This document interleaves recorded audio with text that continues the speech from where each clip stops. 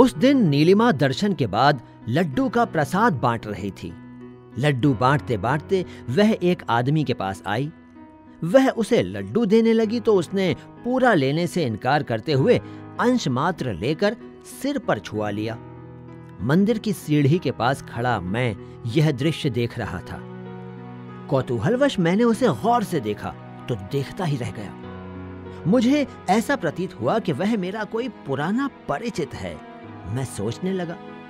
अचानक मुझे याद आया कि वे नाथू खेड़ी के पटेल जी हैं, पर ये यहां कैसे? मन में अनेक प्रश्न उठने लगे। मुझे वो दिन स्मरण हो आए जब मैं नाथू खेड़ी में स्टेशन मास्टर था। वहीं भेंट हुई पटेल जी से और कुछ ही दिनों में अत्यधिक घनिष्ठता हो गई थी। पटेल जी रोजाना अपने खेतों पर घुमाने ले जाते। खेतों में फूली सरसों को देखकर लगता मानो प्रकृति ने पृथ्वी पर पीली चादर बिछा रखी है। अभी तक मेरा परिवार मेरे साथ रहने नहीं आया था, अतः भोजन पटेल जी ही रोजाना भेजते थे। नीलिमा ने ध्यान भंग किया। वह बोली, अब चलिए। जरा ठहरो, तुम गाड़ी में बैठो, मैं आया। मैं कार से उतरकर उनके साथ हो लिया। जयराम जी की पटेल जी। उनके साथ साथ चलते हुए मैंने उनका ध्यान बटाया। वह चलते चलते रुक गए। आप कौन हैं भैया जी? मैं कोई पटेल वटेल नहीं। आप मुझे आप मेरे घर चलिए। मैंने सम्मानपूर्वक निमंत्रण दिया, पर मेरे बहुत कहने पर भी वह नहीं माने। काकासा के बारे में जब सारी बातें मैंने नीलिमा को बताई तो वह बहुत दुखी हुई। कैसे निकृष्ट लोग होते हैं जो बुजुर्गों के साथ अच्छा व्यवहार नहीं करते हैं। बुजुर्ग तो पूजनीय होते हैं। उनकी दुआ से घर में सुख चैन समृद्धि आती है। वे परिवार के सिर पर शीतल सघन छाया होते हैं। नीलिमा के मुंह से इस शीतल छाया की बात सुनकर मेरे मन में पीड़ाकृत वेदना के बवंडर उठने लगे। यह शीतल छाया मेरे सिर से तो कब की उठ गई थी। बाबूजी ने कितना कुछ किया मेरे लिए, तिल तिल जलकर, पर जब सुख के दिन आए तो वे हमसे दूर चले गए। काश आज वे जीवित होते। आखिर एक दिन नीलिमा की राय से एक तरकीब सूझ ही गई और मैं उन्हें लेने मंदिर पहुंच गया। वे रजाई ओढ़े मंदिर की दालान में उकड़ू बैठे थे। ठंड के मारे उनके दांत बज रहे थे और शरीर कांप रहा था, लेकिन मुझे देखते ही प्रसन्नता से बोले, भाई सुबह सुबह कहाँ? बस आप तक ही आया था। मैंने कहा, मुझे 1.5 माह की ट्रेनिंग पर बाहर जाना है। घर पर नीलिमा अकेली रहेगी। फिर आपसे एक अनुरोध करना चाहता हूं। यदि आप वहां रहते तो मेरा ट्रेनिंग का समय 1.5 माह आराम से निकल जाता। अच्छा। वह कुछ असमंजस की सी स्थिति में सोच विचार करने लगे। फिर बोले, चलूं तो सही। ट्रेनिंग से आते ही मुझे यहीं पहुंचा दें तो? आप निश्चित रहें, ट्रेनिंग से आते ही मैं आपको यहीं पहुंचा दूंगा। स्कूटर की आवाज सुनकर नीलिमा फुर्ती से बाहर निकली। स्कूटर से झटपट उसने काकासा को उतारा। मैं काकासा को सहारा देकर बैठक में लाया। 1.5 माह की अवधि के बाद काकासा अक्सर नीलिमा से पूछा करते थे, बहू जी, भैया जी ट्रेनिंग से कब वापस आएंगे? वह उन्हें झूठा दिलासा देती, बस अब भी आने को ही है। मैं किसी ट्रेनिंग में नहीं गया था। नीलिमा से वहां मंदिर पर उनके द्वारा उठाए जा रहे दुख देखे नहीं जा रहे थे। मैं रोज घर के पिछले दरवाजे से अपनी नौकरी पर आता जाता था। घर पर नीलिमा उनकी खूब सेवा कर रही थी। लगातार दवा देने से उनकी बिगड़ी खांसी ठीक हो गई थी। उनके झुर्रीदार सूखे चेहरे पर अब आभा झलकने लगी थी। 2-2.5 माह बाद मैं अचानक उनके सामने प्रकट हुआ। मुझे देखकर वे खूब प्रसन्न हुए। कब आए भैया जी? रात को आया था काकासा। आप सो रहे थे उस समय। और नीलिमा के साथ आपका समय कैसा कटा? यह तो साक्षात लक्ष्मी है भैया जी। पिता से बढ़कर सम्मान दिया इसने। पर अब इजाजत दो, मैं तुम पर बोझ नहीं बनना चाहता। इसका मतलब आप हमें पराया समझते हैं? हम पराये हैं तभी तो आप स्वयं को हम पर बोझ मानते हैं। वे निरुत्तर हो गए। फिर बोले, ठीक है, जैसी आपकी मर्जी है। उनकी आंखों में एकाएक पानी का सैलाब उमड़ आया। माफी चाहूं बेटा, तुम लोगों की भावनाओं का मैं बहुत दिनों से अनादर कर तुम लोगों का मन दुखाता रहा हूं। अब मैं कहीं नहीं जाऊंगा। तुम भगाओगे तो भी नहीं। मेरे असली बेटे बहू तो तुम दोनों हो। जुग जुग जियो। उनके हाथ आशीर्वाद में उठे। कंठ अवरुद्ध हो आया था। चौखट की आड़ में खड़ी नीलिमा की आंखों में भी आंसू थे। साफ सुथरे वस्त्रों में सुखी संतुष्ट से बैठक में बैठे काकासा को जब इधर उधर से आते जाते देखता हूं तो हृदय में संतोष की सरिता कल कल नाद करती प्रतीत होती है। मुझे लगता है काकासा ही मेरे बाबूजी हैं। श्री विपुल ज्वाला प्रसाद।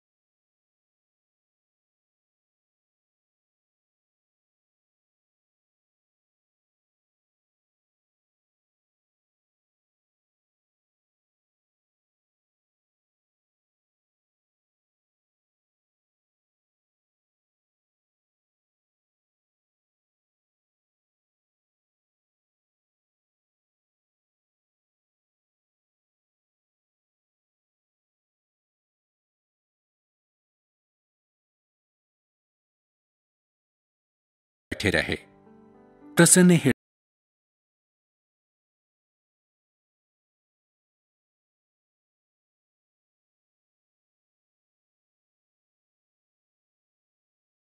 नायक की ओर देखा।